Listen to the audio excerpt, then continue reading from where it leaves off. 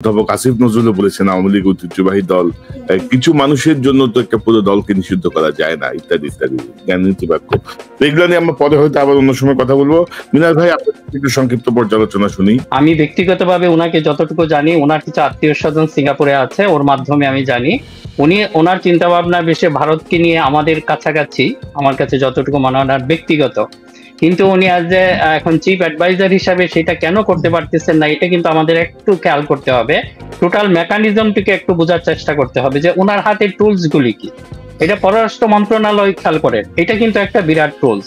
এখন উনি যে হয়তো কথা বলেছেন, এই যে ওনার সাথে দেখা সাক্ষাৎ, এই কাজগুলি কে করেছে? আমাদের ব্যুরোক্রেটরা করেছে, ওখানে যারা আছেন তারা এই কাজটা করেছে। এখন ওখানে কারা আছে, এখন এই জিনিসটা আমাদের একটু দেখতে হবে।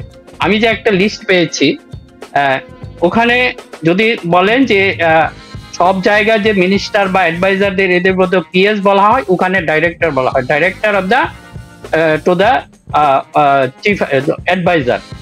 এখন ওখানে যে আছেন ওই ভদ্রলোকের নাম হলো সদীপ। আমরা এই জন্য বলছি আপনাদের বোঝার জন্য। এই সদীপ্ত আলম কে ছিল? সে ছিল হাসিনা গভর্নমেন্টের টোটাল বেনিফিশিয়ারি একজন অফিসার। এখন আমাদের প্রশ্ন হলো, আমাদের যে এই পররাষ্ট্র উপদেষ্টা যিনি হয়েছে, এখন সে তো সমস্ত কিছু পাস করে দিবে হাসিনার কাছে কিংবা ওখানে, তা আপনি কি ফাইট করবেন? এই যে রাজনাথ যে একটা হুমকি দিয়েছে, এখন খেয়াল করেন, কেউ আপনাকে একটা হুমকি দিলে আপনি কি তখন কি বলবেন? সাইকোলজিক্যাল প্রথমে আপনি একটা চিন্তা করবেন, তার এই হুমকি থেকে আমি কিভাবে রক্ষা পাবো, কারণ আমার শরীরকে আমাকে বাঁচাইতে হবে, আমার প্রোটেকশনটা কি? আমাদের পররাষ্ট্র উপদেষ্টার কথায় তো আমি সেরকম কোনো প্রোটেকশন দেখি না, পাল্টা হুমকি দেখি না। এগুলি হয় কি, যখনই হুমকি দেয়, এই ওয়ারের গুলি হয়, সে হুমকি দিয়ে আপনিও একটা হুমকি দেন, আরো বড় করে দেন বা অন্যভাবে একটু কথা বলেন, কিন্তু আপনাদের এই মেয় শব্দে তো কিচ্ছু হবে না। এটা তো আপনাদের ন্যাশনাল একটা থ্রেট, আপনারা এখন আমাদের সিকিউরিটি থ্রেট, আর আপনারা সময় চাচ্ছেন।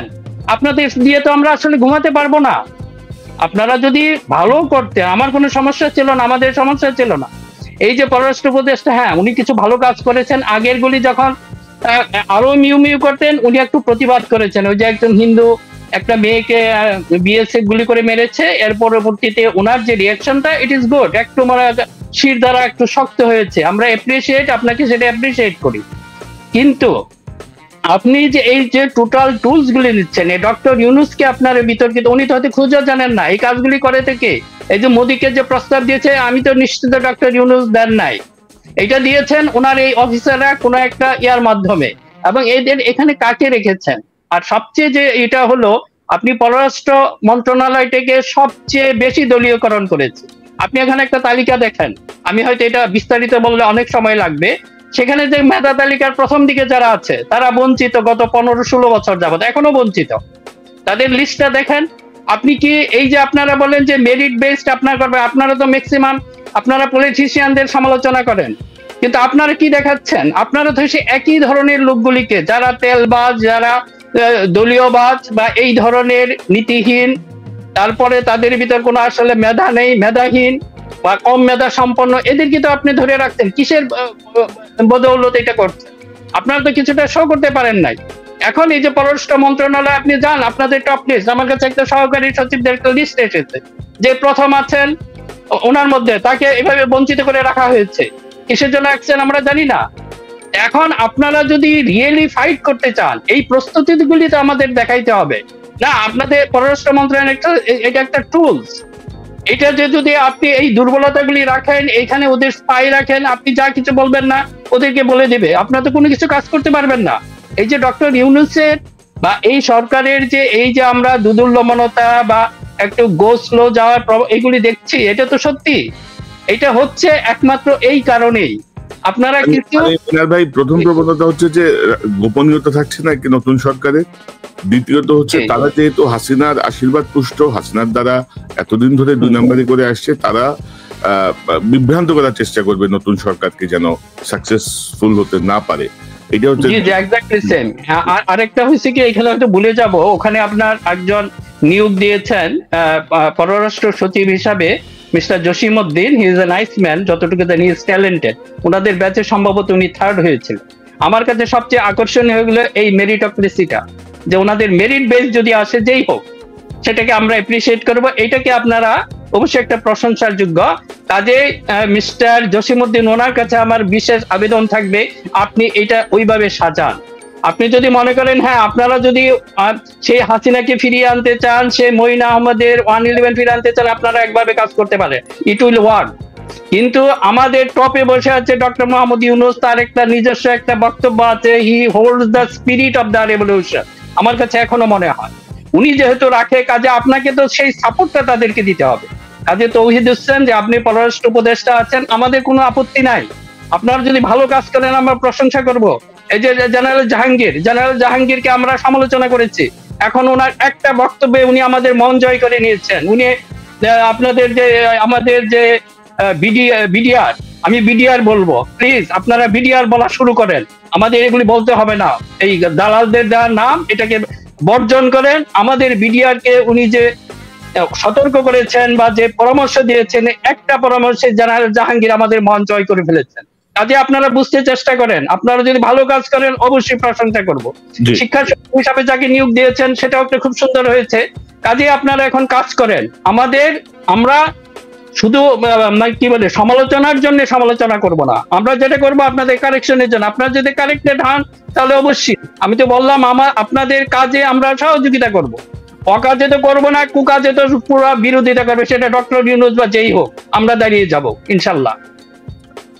জি মিনার ভাই, আপনি আমরা অবশ্যই আমরা চাই যে সরকার স্টেবল হোক, আমরা লক্ষ্যে পৌঁছাক, বিপ্লবের লক্ষ্য, সেটা নিয়ে আমরা যাবো। আর আগে একটা ইনফরমেশন শেয়ার করি, এইমাত্র একজন আমার একটা সোর্স থেকে একটা ইনফরমেশন পেলাম যে আমাদের রাষ্ট্রপতি শাহাবুদ্দিন চুপ্পু, তিনি দুবাইয়ে তার পিআর এবং বিজনেস এর সবকিছু আছে আর কি, মালয়েশিয়া সেকেন্ড হোম আছে, দুবাইতেও তার পিআর আছে আর কি। তো আমি দেখি একটু পরে আমার ফেসবুকে দিয়ে দিব তথ্যগুলো। তো ইলিয়াস, আপনি কিভাবে দেখছেন এই যে আমরা যে আলোচনা করছি, আপনার কাছ থেকে একটু মতামত। আমি শেষে একটু আশার কথা বলি, আমাদের হতাশার কথা তো অনেক বললাম। যে দেখেন, এই যে কয়দিন আগে যে আন্দোলনটা হলো, এখান থেকে মানে শুধু আমার আপনার না, যারা এখন ক্ষমতায় আছে বা আজ থেকে 50 বছর পরেও বাংলাদেশে যারা ক্ষমতায় আসবে কোনোদিন, তাদের একটা লেসন নেওয়া খুব জরুরি যে শেখ হাসিনার মতো দুর্দান্ত প্রতাপশালী একজন, আমি মনে করি শেখ মুজিবের চাইতেও ভয়ঙ্কর ক্ষমতাশালী ছিল। শেখ মুজিব তো আসলে তার ভেতরে কিছু জিনিস ছিল, সে মানুষকে মানে চালাকি করে হলেও মানুষকে খুব কাছে টানতো, মানুষের সাথে মিশে যেতে পারতো, এই কিছু মানে ধান্দাবাজি টাইপের তার ছিল, গুণাগুণ তার মধ্যে ছিল না। আমি শেখ মুজিবকে নিয়ে যে মাহমুদ ভাই যে কথাটা বলেছে না ভাই, যে কিছু মানুষ আছে যে এখনো শেখ মুজিবকে বঙ্গবন্ধু, আমাদের একজন উপদেষ্টার পেছনেও মাঝখানে দেখলাম যে এখনো শেখ মুজিবের ছবিটা ঝোলানো, মানে তাকে বিতর্কের ঊর্ধ্বে রাখার একটা চেষ্টা। এই গোড়ায় হাত না দিলে না, আওয়ামী লীগ একটা ঐতিহ্যবাহী একটা সংগঠন, জীবনটা শুরুই হয়েছে চুর। যখন কিনা শামসুল হক সাহেবকে যখন কিনা জেলখানায় ঢুকানো হয়, শেখ মুজিব নিচে মনে হয়েছে তিনি হবেন, সাধারণ সম্পাদক হবে, হয়ে গেছে। তিনার মনে হয়েছে কখনো তার আগে আরো 3 জন জয়েন্ট সেক্রেটারি ছিল। এই যে এই মাহমুদ ভাই কারেকশন করেন যদি ভুল বলি, এই যে খন্দকার মুস্তাক তো শেখ মুজিবের আরো 2 জন, তাকে টপকে তারপরে শেখ মুজিব চলে আসলো 1 নম্বরে, নিজের ইচ্ছা হইলো তাই প্রেসিডেন্ট হয়ে গেল। এরপরে এই মাওলানা ভাসানী, সেটার প্রতিষ্ঠাতা ভাসানীর নামই না, এটার নাকি সবকিছু শেখ মুজিব।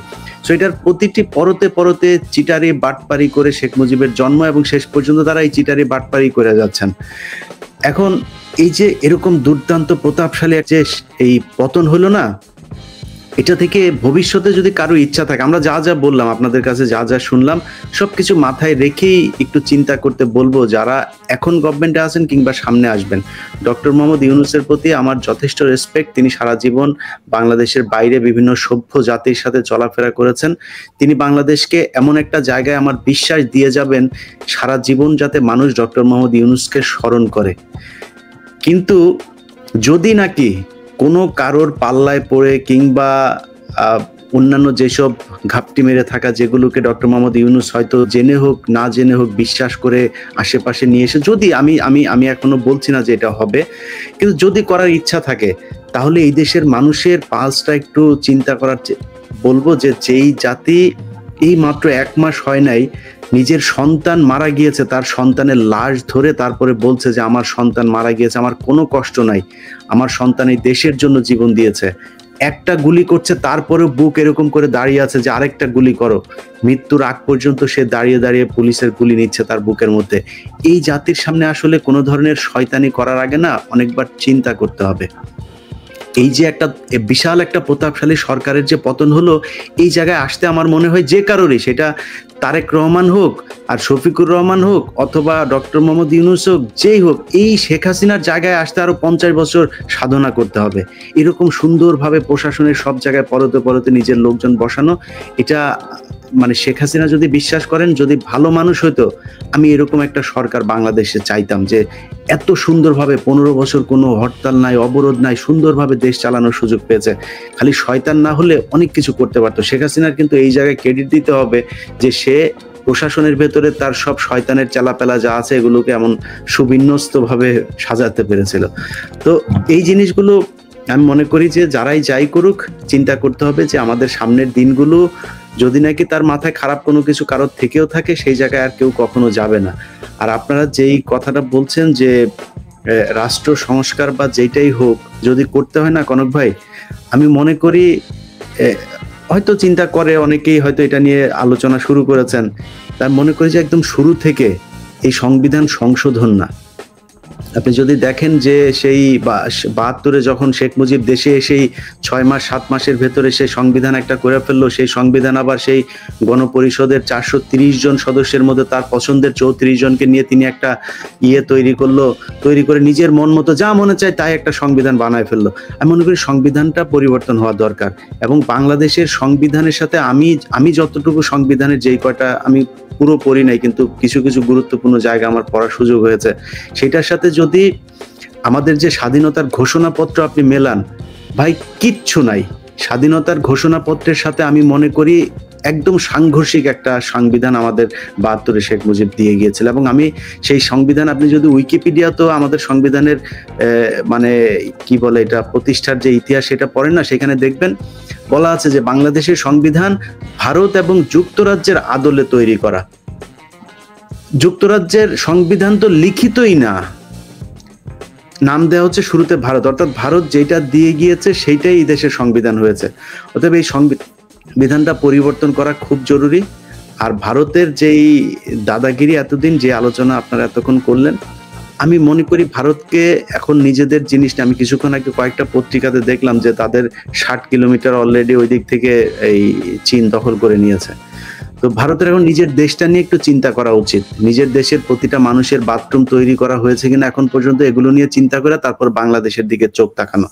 বাংলাদেশের 18 কোটি মানুষ শর্ট টাইম ট্রেনিং নিয়ে ভারতের বিরুদ্ধে যুদ্ধ করার জন্য সবাই প্রস্তুত। এই দেশের দিকে তাকাইলে না, সবার আগে ওই দিকে পশ্চিম পাকিস্তান আছে, তারা কিন্তু আমাদের ঘোষণা দিয়ে দিয়েছে যদি প্রয়োজন হয় পারমাণবিক বোমা তারা আমাদের জন্য ব্যবহার করতে প্রস্তুত আছে। সো এই জিনিসগুলি ভারতকে মাথায় রাখতে হবে যে ভারতের এই চারপাশে যারা যারা আছে এখন কেউই নাই, আমরা এখনো প্রস্তুত তাদের সাথে বন্ধুত্বপূর্ণ সম্পর্ক রাখতে। যদি বন্ধুত্বপূর্ণ সম্পর্ক যদি লেভেলে থাকে, আসেন আমাদের সাথে কথা বলেন। আদারওয়াইজ এইভাবে হুমকি ধমকি দিয়া বাংলাদেশের মানুষের খুব বেশি কিছু করা যাবে বলে আমি মনে করি না। মানে 52 বছর আগের বাংলাদেশ আর এখনকার বাংলাদেশ এক না। বাংলাদেশের মানুষের সচেতনতার লেভেল বা প্রতিরোধের লেভেল ডিফারেন্ট। কোনো প্রায় 72 বছর আগেও না, 52 বছর আগেও না, বাংলাদেশের মানুষ আসলে এই পাকিস্তানের এই ফাঁদে পা দেয় নাই।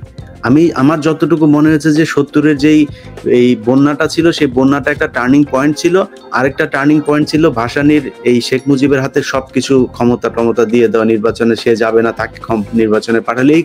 এগুলোর কারণে খুব মানে ভারতীয় গোয়েন্দা সংস্থা খুব সহজ হয়েছে শেখ মুজিবকে দিয়ে যা মনে চায় সেটাই করানো।